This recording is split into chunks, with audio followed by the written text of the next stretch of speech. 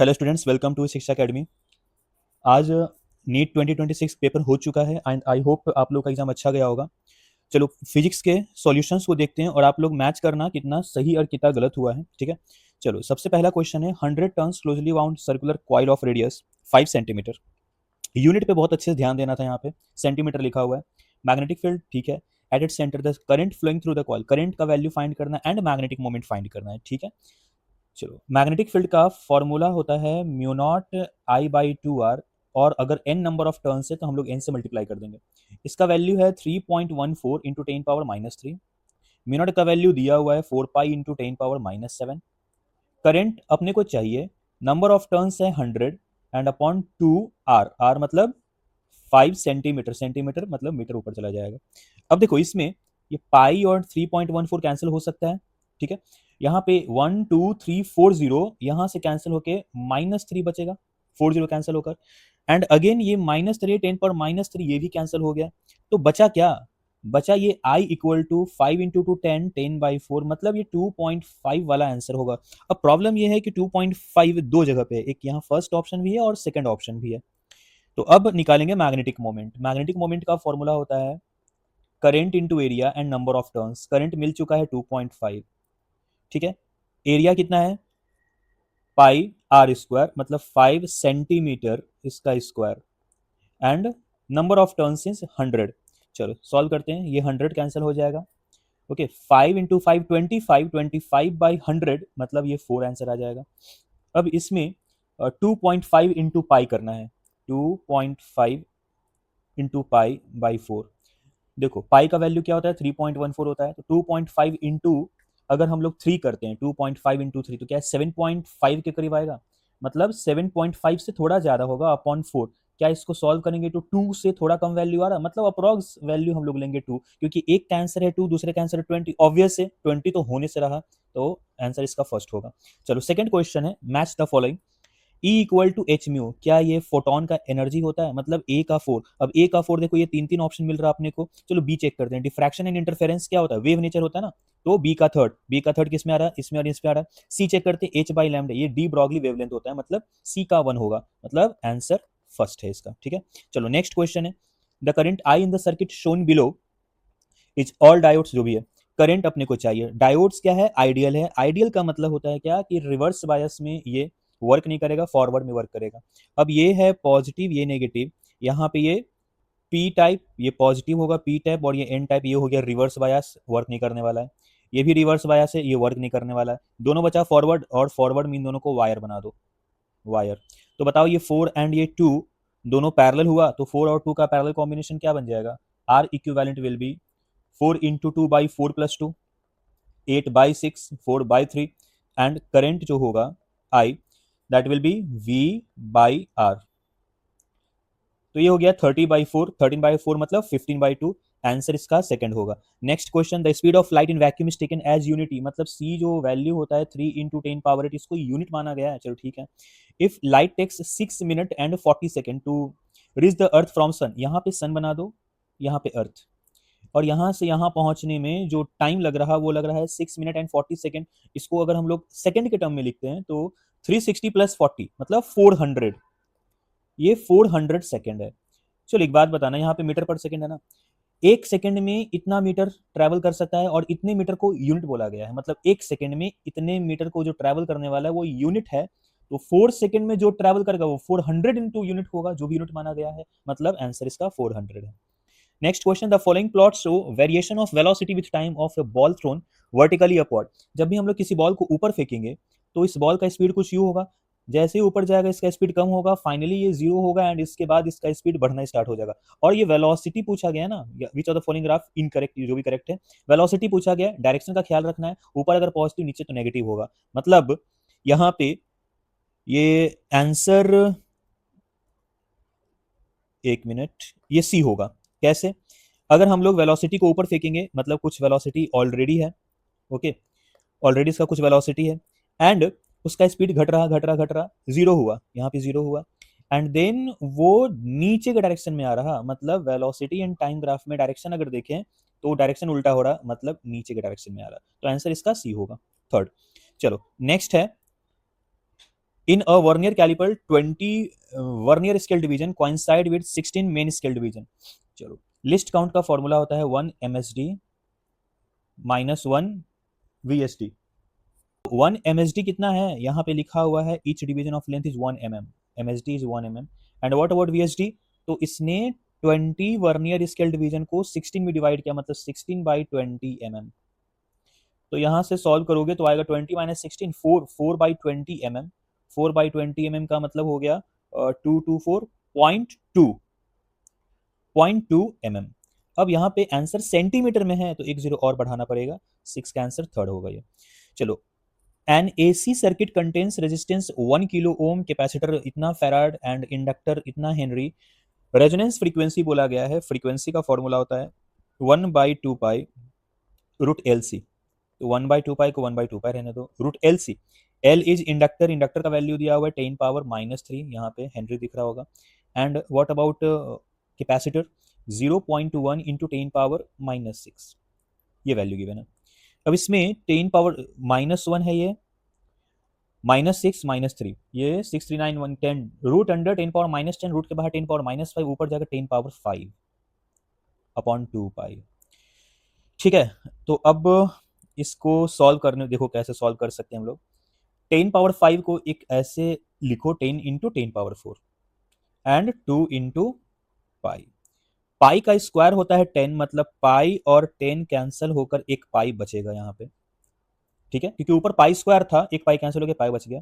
पाई होता है 3.1, 3.1/2 कितना हो जाएगा, क्या 15 समथिंग होगा।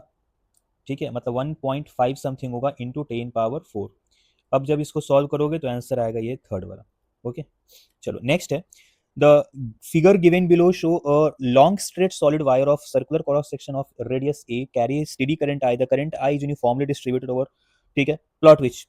देखो, जब भी कभी एक ऐसा सिलेंडर था और सिलेंडर के बाहर जो मैग्नेटिक फील्ड होता है वो चलो, फॉर्मूला होता है μ0I/2πr। ओके, तो इनवर्सली प्रोपोर्शनल टू आर होता है, लेकिन जैसे ही सेंटर से बढ़ते हैं तो करंट बढ़ता जाता है, मतलब ये लीनियरली इंक्रीज होता एंड देन रेक्टेंगुलर हाइपरबोला। तो आंसर इसका फर्स्ट होगा, ये नहीं होगा। चलो नेक्स्ट है, uniform metallic wire having resistance 4 ohm is bent to form a square loop. ठीक है, चलो 4 ओम का रेजिस्टेंस था, इसका मतलब जब स्क्वायर बनाया तो ये हर एक लूप 1 बन जाएगा, हर एक वायर 1 ओम का रेजिस्टेंस बनेगा। 2 ओम ऐसा लगाया हुआ है। अब इसको देखो ध्यान से, तो ये व्हीट स्टोन ब्रिज है, दिस बाय दिस रेशियो अगर इक्वल है, इसका कोई काम नहीं है। तो क्या ये 1 and 1 सीरीज हुआ तो ये 2 बन जाएगा, ये भी 1 and 1 सीरीज हुआ तो 2 बन जाएगा, 2 and 2 पैरेलल मतलब 1 ओम।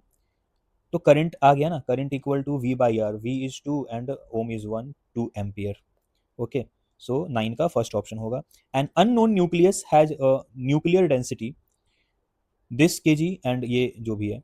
चलो, मास दिया हुआ है, डेंसिटी दिया हुआ है, तो वॉल्यूम, सबसे पहले तो डेंसिटी का फॉर्मूला लिखते हैं मास बाई वॉल्यूम। कुछ भी करके हम लोगों को ए लाना है, यही चाहिए अपने को, ए लाना है। ठीक है, डेंसिटी दिया हुआ है, मास दिया हुआ है, वॉल्यूम से ही कुछ इधर उधर किया जा सकता है। देखो वॉल्यूम का फॉर्मूला क्या होता है, 4/3πr³ एंड आर आपको पता होगा दैट आर इज R0a⁻1/3, मतलब v इक्वल टू लिख सकते हैं क्या 4/3π R0 का क्यूब a। ठीक है, अब वॉल्यूम को इसमें पुट करेंगे। चलो, तो मैं फिर से इसको सॉल्व करता, देखना ध्यान से। यहाँ पे डेंसिटी बन जाएगा mass by volume, so volume will be mass by density and volume is अभी भी देखा 4/3π R0 का cube into a equal to mass by density.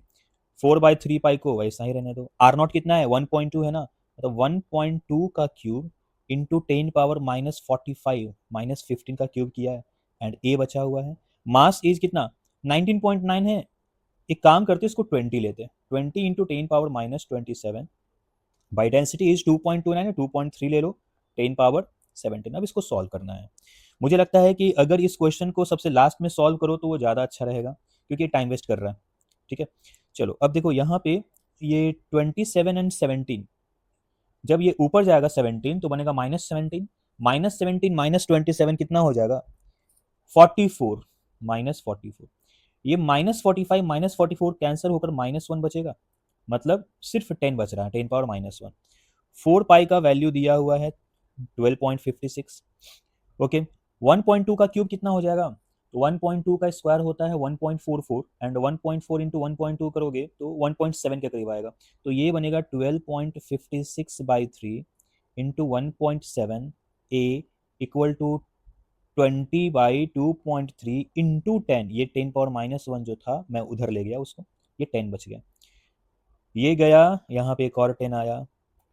Okay चलो, तो अब इसको, अब सबको अप्रोक्सीमेट वैल्यू लो, क्योंकि ये बहुत ज़्यादा प्रॉब्लम कर रहा है ये कैलकुलेशन। सबको अप्रोक्सीमेट वैल्यू लेना होगा इसमें।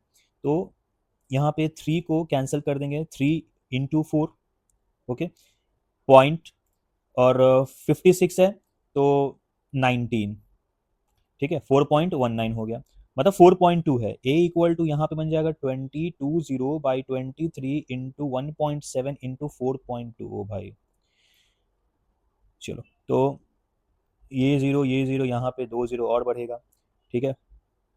तो 17 से इसको कैंसिल कर दो, 17 3 का 51 होता है, मतलब 50, ये 6 आएगा, ठीक है। अब देखना कैसे मैं कर रहा, ध्यान से।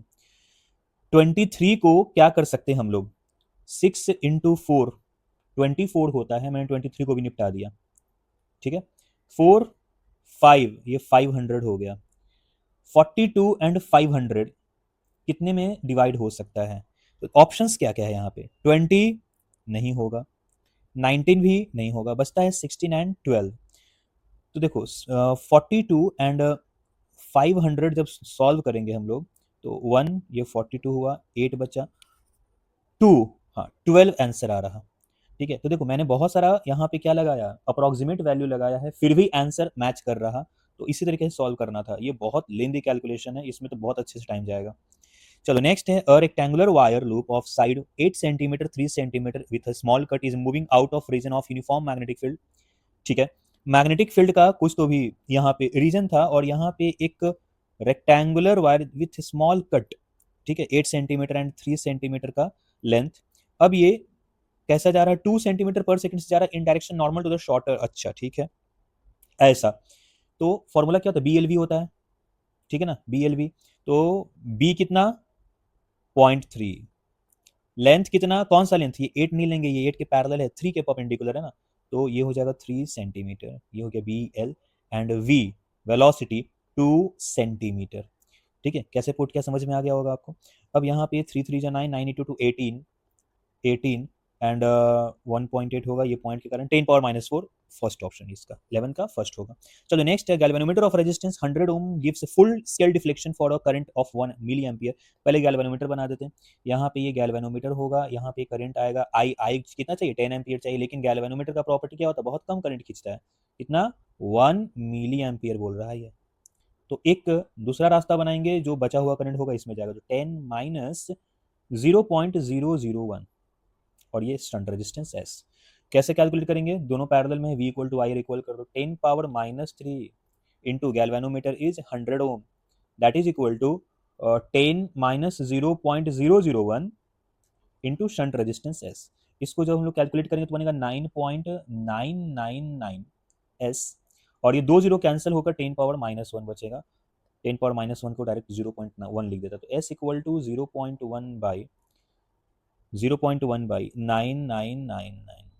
अब इसको कैलकुलेट तो बिल्कुल भी नहीं करना, पागल हो जाओगे, इसको 10 बना दो, 10 बनाओ ऊपर ले जाओ तो 0.01 आंसर आएगा, फर्स्ट ऑप्शन है। चलो, Young's double slit experiment using monochromatic light of wavelength lambda, the intensity of light at screen where path difference lambda, ठीक।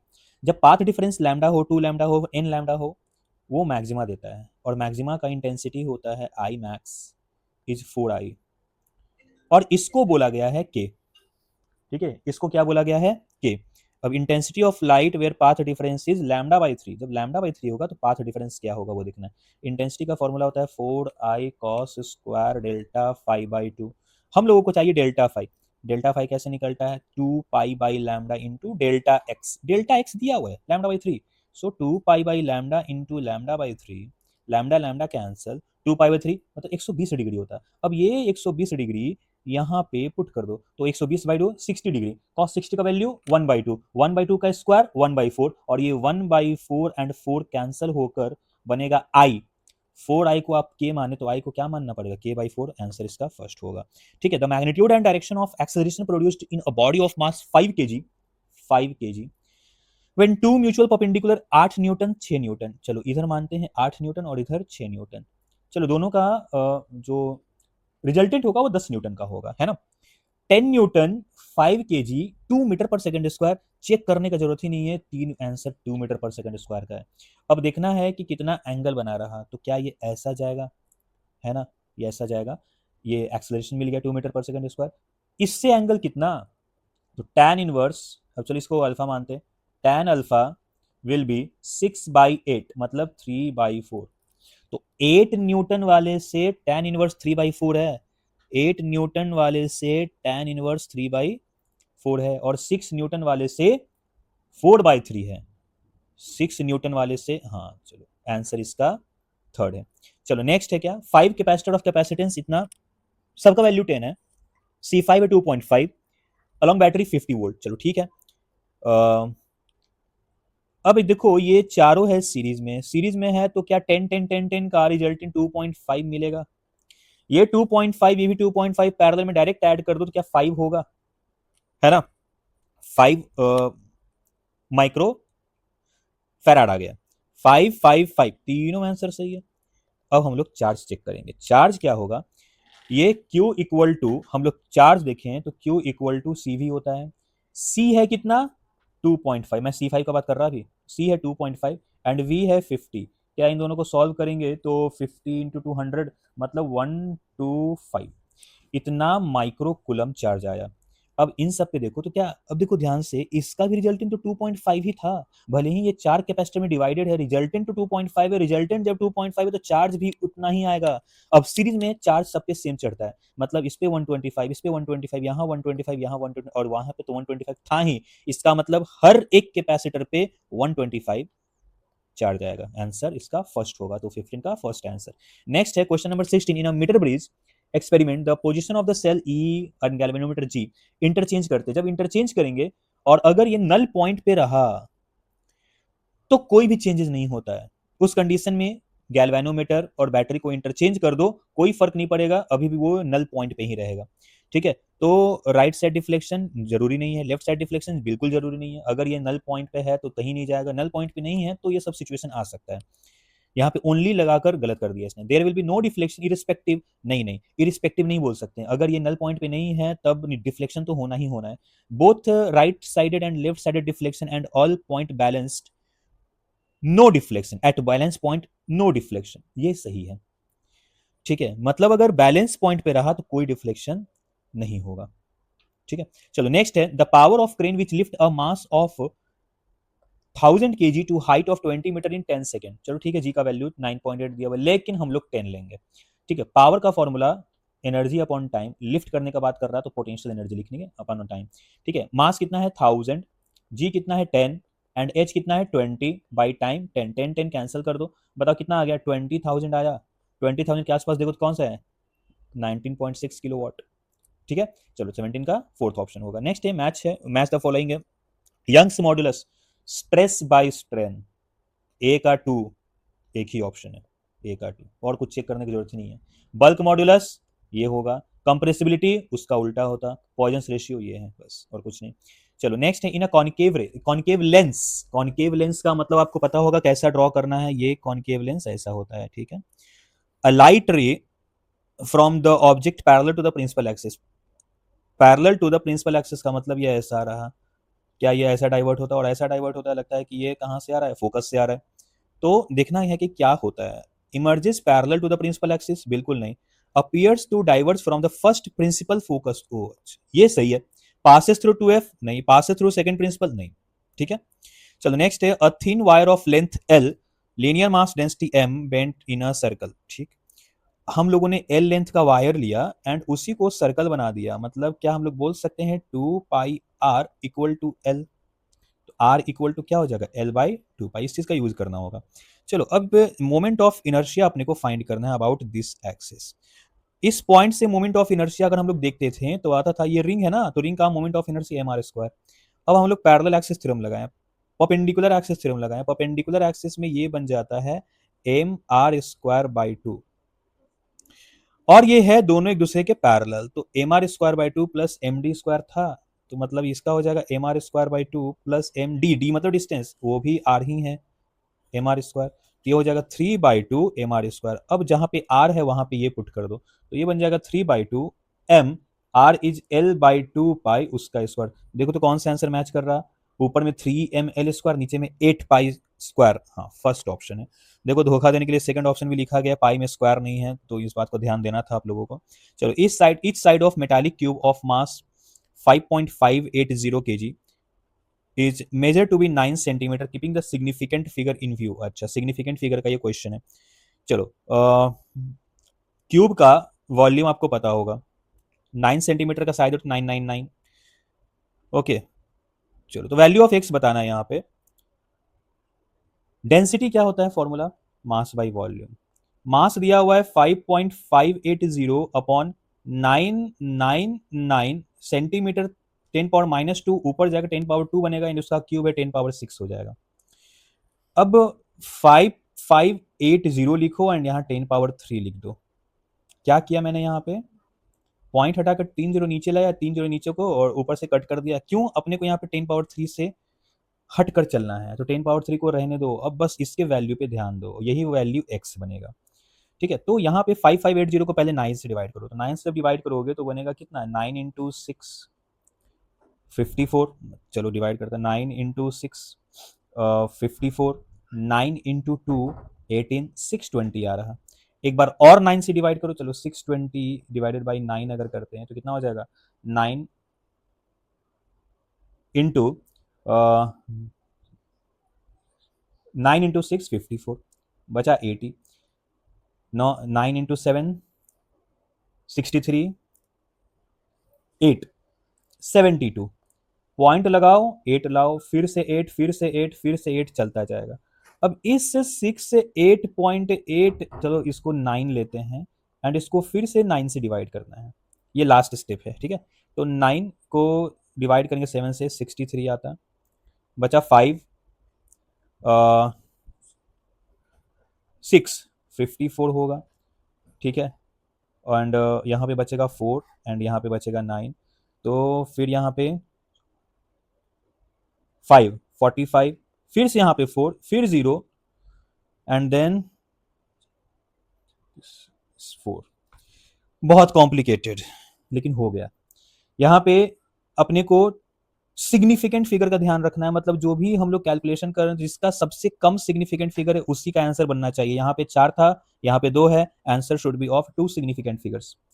ठीक है, तो मतलब हम लोग को 2 डिजिट पे ही ध्यान देना है। अब बात है कि यहाँ पे आंसर 7.6 पे 7.7 भी है, धोखा यहाँ पे ये है, ये दोनों तो होने से रहा, सिग्निफिकेंट फिगर ही नहीं है वो तो 2 का, तो 7.6 या 7.7 में क्या होगा, देखो यहाँ पे 5 है ना, ये 5, आप बताओ क्या ये ज्यादा है 5 से, 50 से ज्यादा है ना। जब 50 से ज्यादा है तो हम लोग इसमें क्या करेंगे, 1 ऐड करेंगे, 1 ऐड करने पे आंसर आएगा 7.7। ठीक है, मतलब इसका आंसर होगा 7.7। ठीक है, चलो नेक्स्ट है, for a travelling harmonic wave, ये दिया हुआ है, the phase difference between oscillatory motion of 2 point separated by distance 0.5 metre.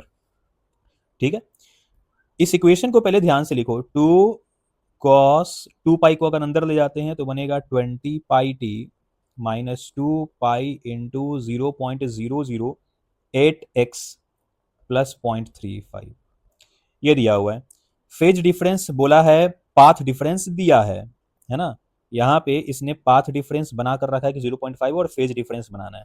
चलो, एक फॉर्मूला होता है delta phi equal to 2 pi by lambda into delta x.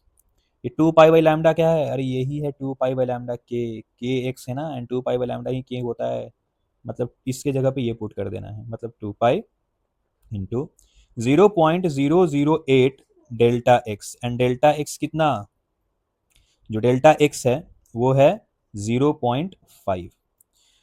ठीक, अब 0.5 है, इसको क्या हम लोग 1/2 लिख सकते हैं, ये 1/2 और ये 2 कैंसिल, तो आंसर आ जाएगा 0.008 पाई, मतलब आंसर इसका थर्ड है, 22 का थर्ड ऑप्शन। लेकिन यहाँ पे एक, where X and Y are in centimetre and T is in second. ठीक है, यहाँ पे जो x है वो सेंटीमीटर में है, जब सेंटीमीटर में है तो यहाँ हम लोग, और यहाँ पे पाथ डिफरेंस दिया हुआ है मीटर में। ओके, तो अगर 10⁻² से मल्टीप्लाई करते हैं तो आंसर इसका ये होगा मीटर में कन्वर्ट करने के बाद, है ना। यूनिट का बहुत बड़ा प्रॉब्लम होता है यहाँ पे लिखा हुआ ये लाइन में देखो, y and x are in centimetre, और यहाँ पे हम लोग x के साथ खिलवाड़ कर रहे हैं, तो यहाँ पे सेंटीमीटर है ना, तो पहले अपने को मीटर में कन्वर्ट करना पड़ेगा। मीटर में कन्वर्ट करेंगे तो 100 से मल्टीप्लाई डिवाइड करेंगे, यहाँ भी मल्टीप्लाई डिवाइड होगा, उसके अकॉर्डिंग ये 2 0 हट जाएगा, तो आंसर फोर्थ होगा।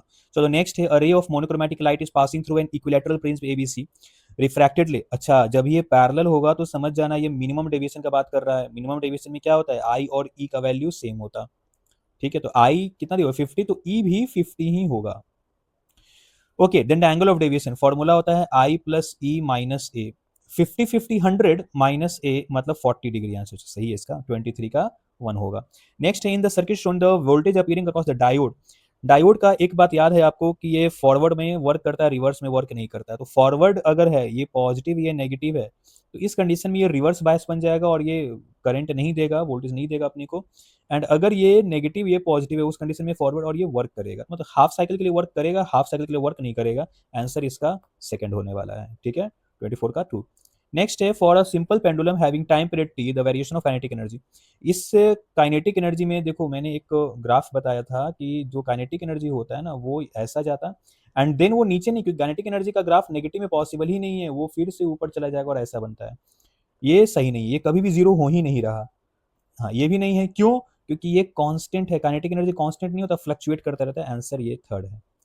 Okay, a register is connected to a battery of 12 volt EMF internal resistance two. चलो इसका डायग्राम बनाओ पहले। एक रेजिस्टेंस है एंड 12 वोल्ट का बैटरी है, इंटरनल रेजिस्टेंस है।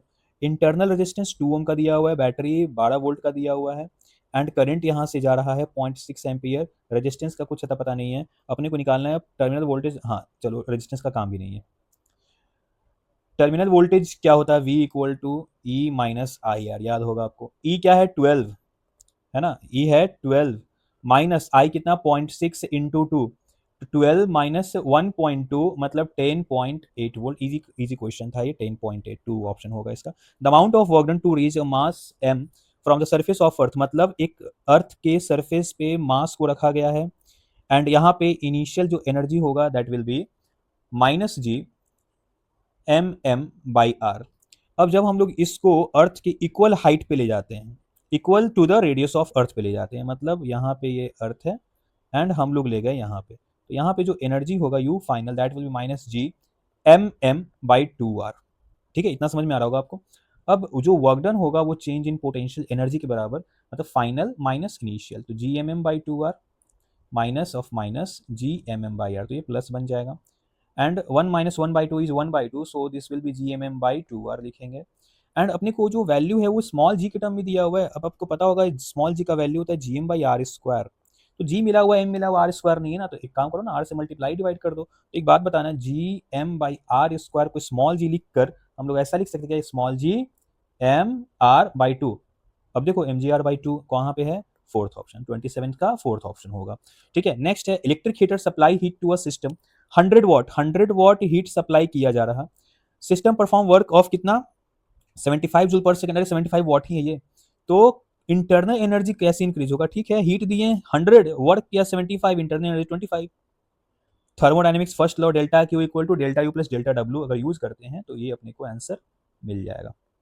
ठीक है, ये है 100, ये है 75, तो ऑब्वियस ये कितना हो जाएगा 25 हो जाएगा। चलो, अ room heater is rated 100 what 220 volt, supply voltage 200 volt. चलो ठीक है, एक बल्ब है या फिर एक रूम हीटर है जो 220 पे फुल्ली ऑपरेट करता है 400 वॉट पे, लेकिन हम लोगों ने वोल्टेज थोड़ा सा कम कर दिया। जब वोल्टेज थोड़ा सा कम करेंगे तो पावर भी थोड़ा सा कम होगा एंड यहाँ पे आई थिंक आंसर 331 होने वाला है, क्योंकि 400 नहीं होगा, वो हम लोग वोल्टेज कम अप्लाई कर रहे हैं और हम लोग इतना भी कम नहीं कर रहे हैं कि ये इतना कम हो जाए। ठीक है, चलो कैलकुलेशन से भी सॉल्व हो सकता है, ऐसे आंसर तो आ चुका है, कैलकुलेशन से भी सॉल्व हो सकता है। देखो कैसे, पावर का फॉर्मूला होता है V square by R. V कितना दे रहे हैं 200 दे रहे हैं, उसका स्क्वायर कर दो। रेजिस्टेंस कितना है, रेजिस्टेंस के लिए हम लोग वी स्क्वायर बाई पी करेंगे, मतलब 220 का स्क्वायर बाई 400। अब इसको कैलकुलेट कैसे करना है, देखो जीरो 2 बार कैंसिल कर दो, 22 का स्क्वायर है ना, तो क्या 11 इंटू 2 कर सकते हैं, 11 square 2 square, 2 square and 4 cancel, बचा 11 का स्क्वायर, मतलब हम लोग देखो तो 1100, 200/11, 200/11 कर सकते हैं। अब इसको डिवाइड करते हैं तो 11 इंटू 1 ये हो जाएगा 11, बचता है कितना 9, मतलब 90, 11 इंटू 8 88, मतलब यहाँ पे 18 का स्क्वायर बन रहा, 18 का स्क्वायर 330 के अप्रॉक्स आता है, 340 के अप्रॉक्स, आंसर ये सेकंड होगा। ठीक है, चलो तो इतना अभी कैलकुलेट करने का कोई जरूरत नहीं था, बस थोड़ा सा लॉजिक लगाते 2 सेकंड में ये आंसर आता है। चलो नेक्स्ट है, when a ruler falls vertically, 5% उसको कैच कर रहा है, तो डिफरेंट रिएक्शन टाइम ये दिया गया है। अब आपको बताना है कि कहाँ पे डिस्टेंस, कौन से कंडीशन में डिस्टेंस ट्रेवल होगा।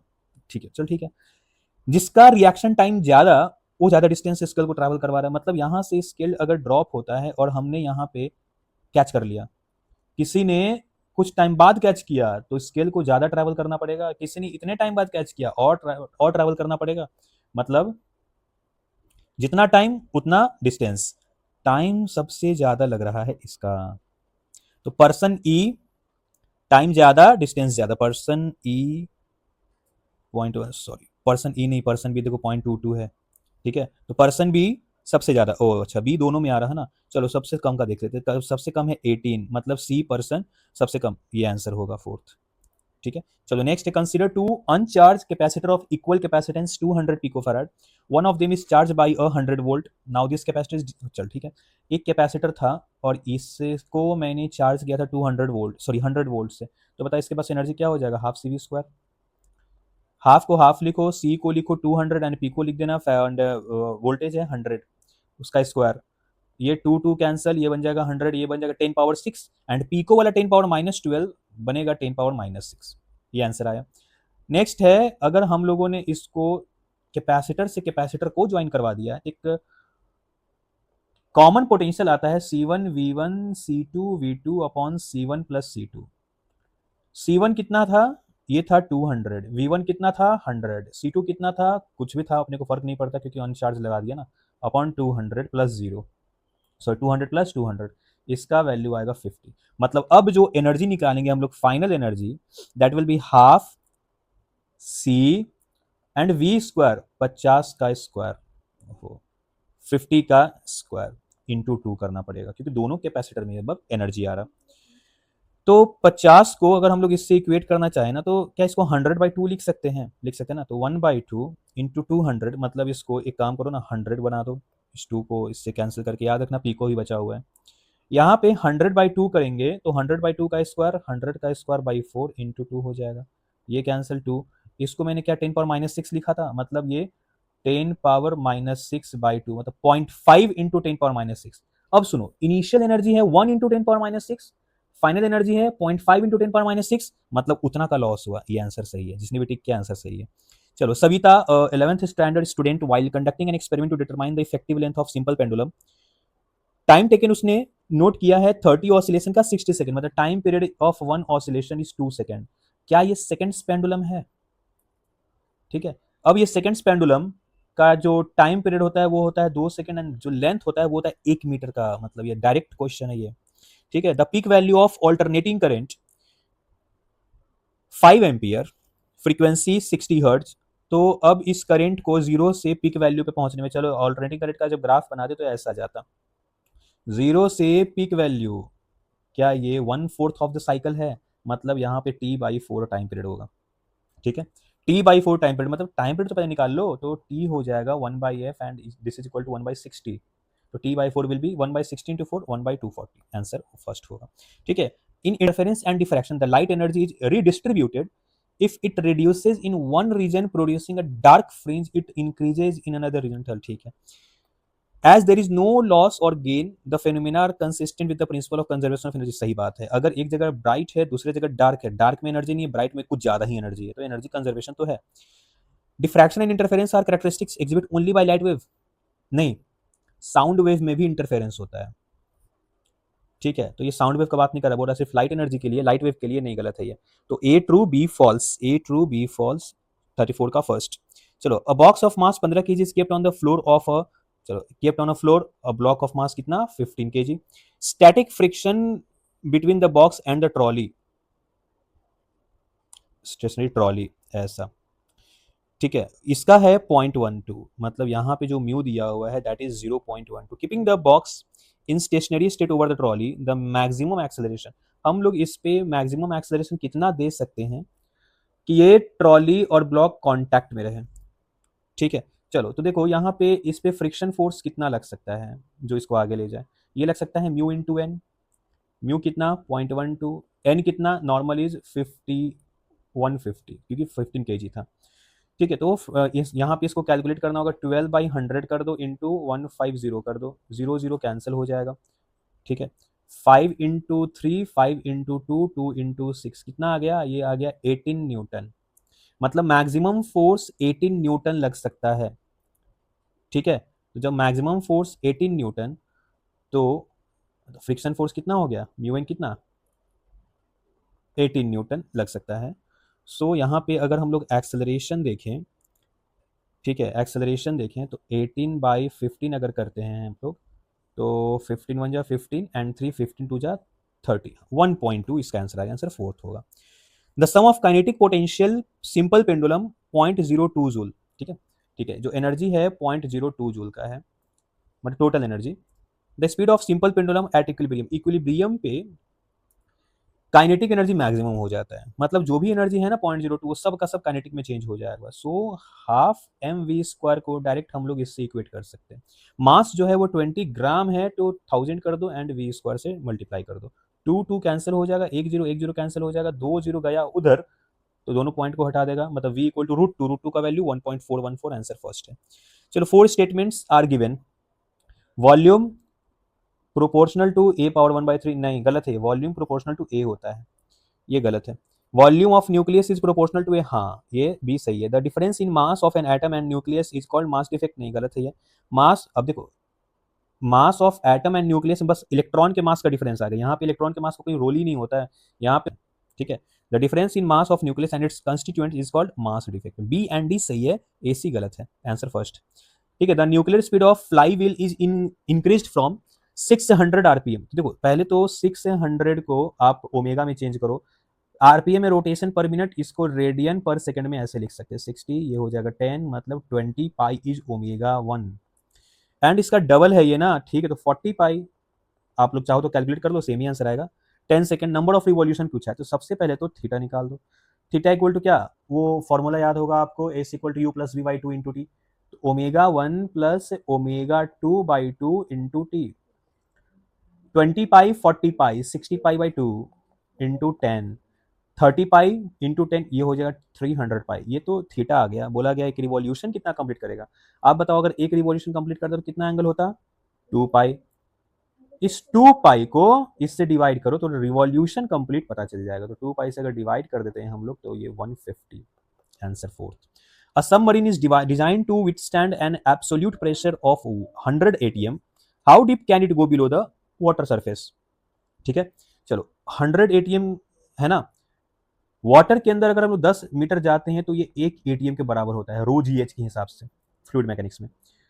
तो 10 एटीएम 10 मीटर 1 एटीएम और ये 100 एटीएम सह सकता है, मतलब 1 एटीएम तो हवा का बन जाएगा, बाकी पानी का 99 एटीएम ही बर्दाश्त कर सकता है क्या, तो 99 एटीएम के लिए क्या, इसको 99 से मल्टीप्लाई करो, 990 मीटर तक ये जा सकता है, आंसर इसका फोर्थ होगा। ओके चलो नेक्स्ट है, match the following. Electromagnetic wave का ये क्वेश्चन है। माइक्रोवेव क्या है, विजिबल लाइट। चलो विजिबल लाइट जो होता है वो electron in atom emit light, हाँ ठीक है, ये लाइमन बार्मर पास्टन ये सब पता होगा। तो जो बार्मर सीरीज होता है वो होता है विजिबल रीजन, तो इलेक्ट्रॉन उसका फ्रॉम हायर एनर्जी से लोअर एनर्जी में आता है, सेकंड नंबर एनर्जी पे आता है, तो वो अपने को दिखता है, तो विजिबल रीजन इससे रिलेट कर सकते हैं। ठीक है, चलो उसके बाद है विजिबल रीजन का हो गया गामा रे। गामा रे क्या होता है, रेडियो एक्टिविटी के, मतलब सी का सेकंड है, तो बी का 1 सी का 2 देखो तो कहाँ पे आ रहा, यहाँ पे आ रहा है एंड यहाँ पे आ रहा है। ठीक है, चलो अब देखते हैं डी इंफ्रारेड। इंफ्रारेड क्या होता है, vibration of atom and molecules, ये डी का थर्ड होगा। What about microwave. माइक्रोवेव का जो मतलब वो जो फॉर्मेशन होता है वो क्लिस्ट्रॉन से आता है, तो ये सब याद रखने की चीजें थी, आंसर इसका फोर्थ होगा। ओके चलो नेक्स्ट है, which of the following statement are correct, inside a conductor the electrostatic field is zero, हाँ सही है, कंडक्टर के अंदर का इलेक्ट्रिक फील्ड जीरो होता है। Electric field at the surface of a charge conductor does not depend on surface charge density, sigma by epsilon not formula होता है, और ये बोल रहा है डज नॉट डिपेंड, ये गलत बोल रहा है ये। ठीक है। The interior of a charge conductor can have no excess. अच्छा, किसी भी एक कंडक्टर को अगर चार्ज कर देते हैं कंडक्टर को, तो उसके अंदर का जो चार्ज होता है वो नहीं रहता स्टैटिक सिचुएशन में, ये सही बोल रहा है। सारा का सारा चार्ज सरफेस पे रहता है, ये पता होगा, ड्यू टू रिपल्सिव फोर्स। ठीक है, तो ये भी सही है। ओके, ए एंड सी सही मिला अभी तक। At the surface of charge conductor the electrostatic field must be normal, ये भी सही है, हमेशा नॉर्मल ही होता है इलेक्ट्रिक, मतलब A C D. The electrostatic potential is zero everywhere inside, नहीं, पोटेंशियल जीरो नहीं होता है, पोटेंशियल इक्वल होता है सरफेस के। ठीक है, मतलब ए सी एंड डी सही है, इसका ऑप्शन है थर्ड। चलो नेक्स्ट है, for a metal of work function 6.6 electron volt, wavelength पूछा जा रहा कि कौन सा wavelength photo electric effect generate नहीं कर सकता है। चलो ठीक है, 6.6 इलेक्ट्रॉन वोल्ट है ना, तो एक फॉर्मूला होता है E equal to h c by lambda, और इसका वैल्यू होता है 12400 इलेक्ट्रॉन वोल्ट में, and lambda is in angstrom. और अगर अपने को यहाँ पे नैनोमीटर देखना है, नैनोमीटर, तो ये लैम्डा हो जाएगा नैनोमीटर में, अगर हम लोग यहाँ से एक जीरो को हटा देते हैं, तो ये अभी तक फॉर्मेट बन चुका है। ये 6.6 है, जरा पुट करो 6.6। एक काम करते हैं, लैम्डा को उधर ले जाते हैं, तो lambda will be 1240 by 6.6, electron volt दोनों तरफ कैंसिल हो चुका है, इसको सॉल्व करना है। तो चलो पहले 6 से डिवाइड करते हैं, तो 6 11, यहाँ पे 6 क्या हो जाएगा, यहाँ पे 6 हो जाएगा, 6 इंटू 2 12, बचा 40, तो 6 इंटू 6 36, फिर 6 इंटू 6 36, ये आ गया।